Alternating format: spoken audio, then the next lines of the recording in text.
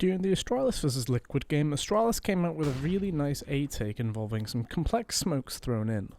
This take was actually used as a bit of a little mini wall, essentially, for them to get towards the Gandalf area, but it effectively worked as a one-way smoke wall entirely. So you'll see at the beginning of this, they throw the smoke close towards shore, which then gives them room to throw the other smokes in the execute.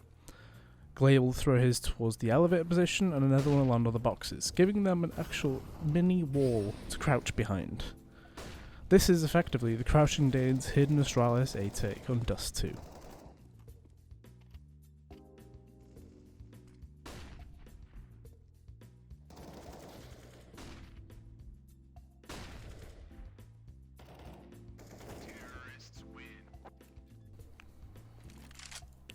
So the first POV we're going to show is Magisk. So to begin with, we're actually going to show all these POVs, so all 5 Astralis players. We're also then going to show Fallen and EliGE, who are the 2 players on the bombsite when this execute comes through.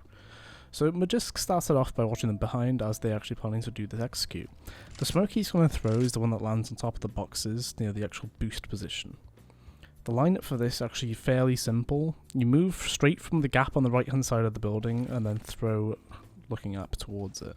He'll flash top left and then he'll molotov towards Goose, and he'll actually join his teammates in the attack.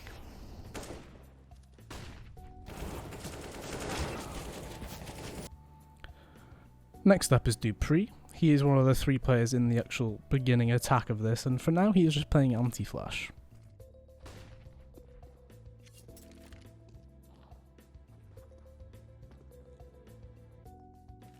In the actual strategy, he is the one that throws the initial smoke, which then gives them the room to do the execute.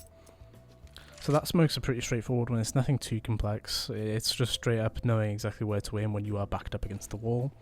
And dupreeh, of course, as we know, he is an entry fragger, and he is right there with Glaive in this entrance. The key thing is making sure you crouch behind these smokes, because you can see a lot more than they can see. Whilst dupreeh doesn't really get many kills in this actual opening bit, he does get the kill that closes out the round.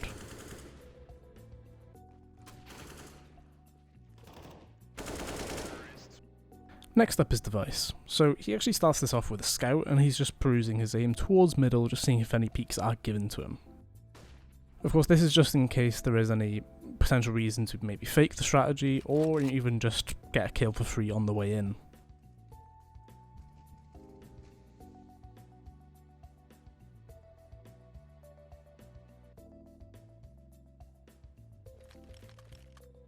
Due to him being at the back, he actually only throws a supporting molotov towards CT to actually aid his team as they advance. As they're pushing up, he makes sure to scope in, but with the flashes coming through and the trades being actually had, he moves forward much further and actually trades the scout for an AK and actually deals 2 incredible headshots.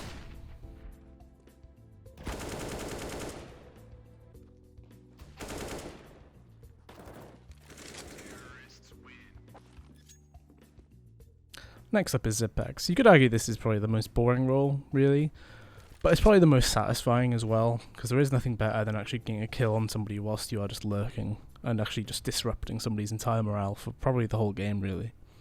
So he sits here waiting for the long bush, and even though it doesn't come to him, he'll actually get it when he decides to move into the long doors, based on the actual contact of his teammates on shore. He does very well to win this trade, because I feel like if he doesn't win the trade itself, the whole strategy may go out and actually just be completely thrown out the window.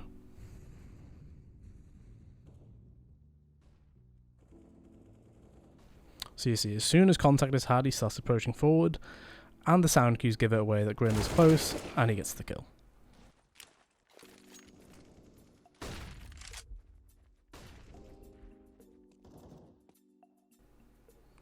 The final player shown is Glaive, so here is where you get the nice and complex smoke throw.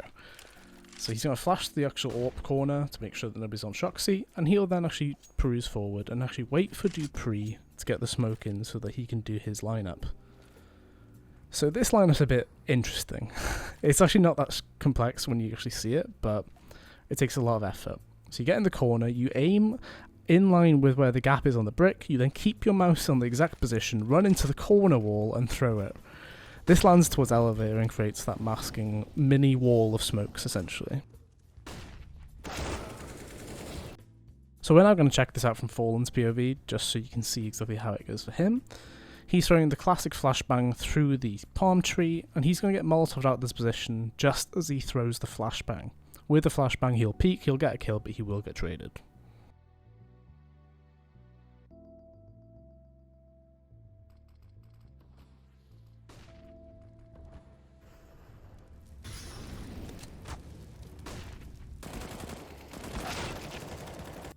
And now we'll check it out from EliGE's point of view. So he sees that initial smoke come through and knows, okay, they might be boosting behind this, might be peeking behind it, and he tries to play a bit more safe where they come into his aim fully visible. However, with the actual extra smokes and then flashbangs as well, it's very difficult, and you'll see now how difficult it is to see these Ts approaching because they are crouched behind the smokes.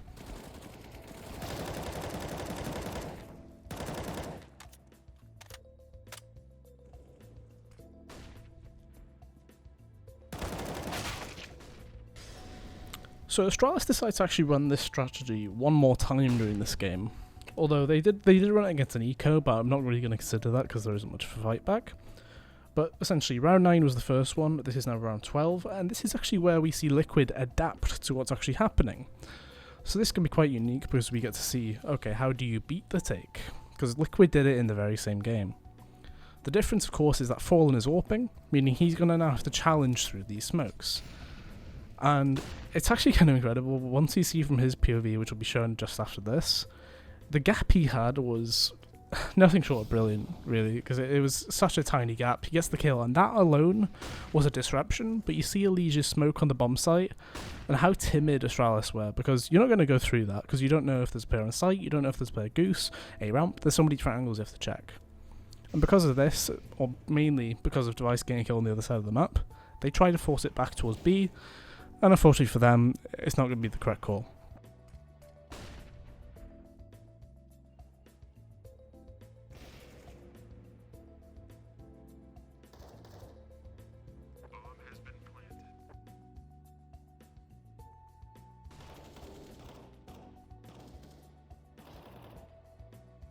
So first up is going to be Fallen, so he sees that initial smoke come through and identifies, okay, this might be the same strategy. The smoke comes in towards elevator, and then the second one comes through as well, and look at the gap he decides to find here. It's right between the top right of the one towards boost and in between the elevator one. It's such a small gap, but there's enough of a shadow where he can get the kill. As well as that, just shooting towards the smokes keeps them knowing where his presence actually is. And also being there towards long means that Grim actually has a second player to make sure that even if he does die, they might be able to trade it.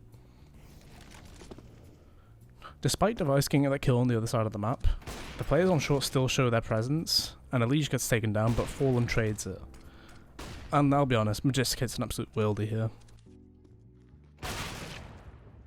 And now EliGE's point of view. So as I said, his main thing was the fact that he threw a smoke, but as well as that, he throws a very, very nicely timed molly. So he gets ready to think of Gandalf, but as soon as he sees the exact smokes coming through, he knows exactly where to place it. The very place that they were crouched behind last time. This smoke isn't actually a lineup, it's just a case of knowing I'll land it in between the boxes and the corner wall, meaning this will be a complete disruption on the take. So even though he doesn't get any kills in this situation, that smoke and the Molotov were perfect, and they did exactly what they needed to do.